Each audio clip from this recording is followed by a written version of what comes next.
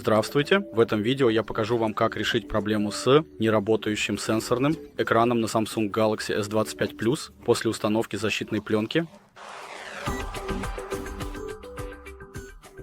Итак, первый шаг операции — это зайти в настройки. И мы можем немного прокрутить вниз для этой вкладки. Просто нажмите на дисплей и немного прокрутите вниз. Пока не увидите чувствительность к прикосновениям, опция «Переключить ее».